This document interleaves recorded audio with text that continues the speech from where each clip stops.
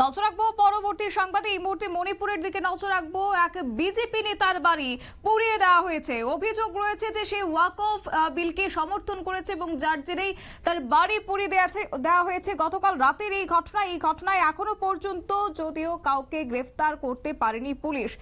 বিস্তারিত চলে যাবো, আমাদের সঙ্গে যুক্ত হয়ে গেছে প্রতিনিধি রাজীব দত্ত। রাজীব, কি জানতে পারছো? দেখো, প্রথমেই বলি যে মণিপুরের এই বিজেপি নেতা হচ্ছে বিজেপি সংখ্যালঘু মোর্চার সভাপতি। তার নাম হচ্ছে মোহাম্মদ আসকার আলী। তার যে বাড়ি অর্থাৎ থৌবাল জেলায় তার বাড়ি, থৌবাল জেলার একটি গ্রামে তার বাড়ি। গতকাল রাত্রে তার বাড়িতে ভাঙচুর করা হয়, প্রথম হামলা চালানো হয় এবং হামলার পরেই কিন্তু বাড়িতে আগুন লাগিয়ে দেওয়া হয়। সেই সময় বাড়িতে সবাই ছিলেন। হামলার যখন হচ্ছিল সেই সময় বাড়ির বাইরে সবাই লুকিয়ে পড়েন, বাইরে বেরিয়ে যান, লুকিয়ে পড়েন এবং একদল প্রচুর মানুষ সেখানে যায় এবং যে বাড়িতে প্রথম ভাঙচুর করে ইট পাটকেল মারতে থাকে এবং তারপরেই কিন্তু আগুন লাগিয়ে দেওয়া হয়। এই বিজেপি নেতা, বিজেপির সংখ্যালঘু মোর্চার সভাপতি তিনি মোহাম্মদ আসকার আলী, তার বিরুদ্ধে অভিযোগ, যারা ভাঙচুর চালিয়েছে তাদের অভিযোগ যে ওয়াকফ বিলকে সমর্থন করেছেন এবং গত কয়েকদিন ধরে তিনি ওয়াকফ বিল নিয়ে সমর্থনে বহু বক্তব্য রেখেছেন এবং সেই কারণে এবং এমনকি সোশ্যাল মাধ্যমেও তিনি বক্তব্য রেখেছেন যে এই বিল মুসলিম বিরোধী নয়। এই বিল হচ্ছে ওয়াকফ সম্পত্তিকে ঠিকঠাক রক্ষা করার জন্যই সরকার এই বিল এনেছে, এমন মন্তব্য করার পরই কিন্তু তার বাড়িতে হামলা চালানো হয়েছে। কিন্তু কারা হামলা করেছে সেটা কিন্তু এখনো পরিষ্কার নয়। যদিও এটা তো বোঝা যাচ্ছে যে মুসলিম সম্প্রদায়ের মানুষই হামলা করেছে, কারণ গতকাল সকাল সারা দিন ধরে মণিপুরের বিভিন্ন জায়গায় কিন্তু মুসলিম সম্প্রদায়ের মানুষ তারা কিন্তু বিক্ষোভ দেখিয়েছে, মিছিল করেছে এবং এই ওয়াকফ বিলের প্রতিবাদে তারা কুশপুত্তলিকা পুড়িয়েছে মোদী। তো হচ্ছে এই সারাদিন ধরে এই চলার পর সন্ধ্যের সময় কিন্তু এই বিজেপির সংখ্যালঘু মোর্চার নেতাদের হামলা করা হয়েছে।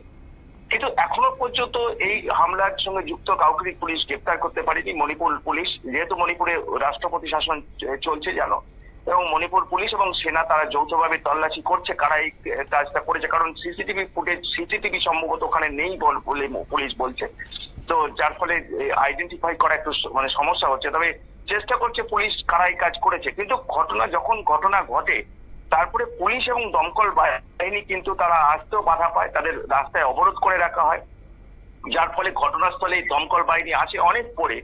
যখন বাড়িটির অর্ধেক পুড়ে গেছে, সমস্ত আসবাবপত্র ভেতরে যা যা ছিল সব পুড়ে গিয়েছে, অর্থাৎ যখন দমকল বাহিনী আসে তখন কিন্তু একদম ভস্মীভূত হয়ে গেছে বাড়িতে, যার ফলে আসতে দেরি হয়ে গিয়েছে এখানে।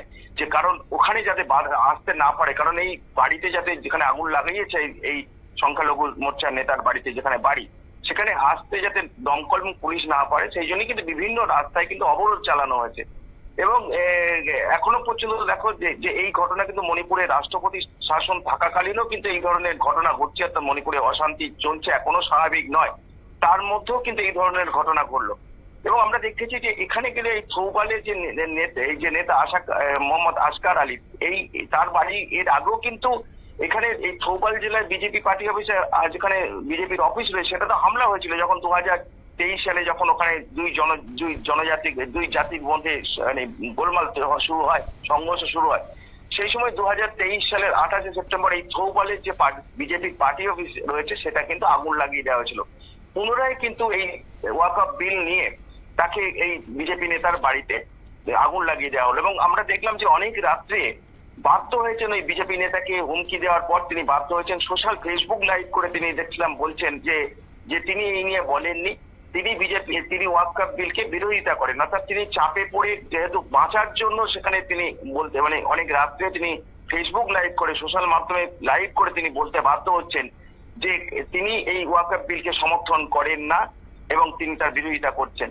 অর্থাৎ এখানে মণিপুরের যেটা বলি যে মণিপুরে কিন্তু এই সামরিক শাসন থাকা সত্ত্বেও, রাষ্ট্রপতি শাসন থাকা সত্ত্বেও পরিস্থিতি স্বাভাবিক নয়, এটাই বোঝা যাচ্ছে। হুমকি চলছে, এখনো যারা ওখানে গোলমাল পাকানোর জন্য তারা গোলমাল পাকাচ্ছে, জনজাতিদের মধ্যে যেমন গোলমাল হচ্ছে তেমনি একইভাবে এই সম্প্রদায় ওয়াকফ বিল নিয়েও কিন্তু এই ঘটনা ঘটিয়ে দিল সেখানে সেনা শাসন থাকা সত্ত্বেও। শতাব্দী, ধন্যবাদ।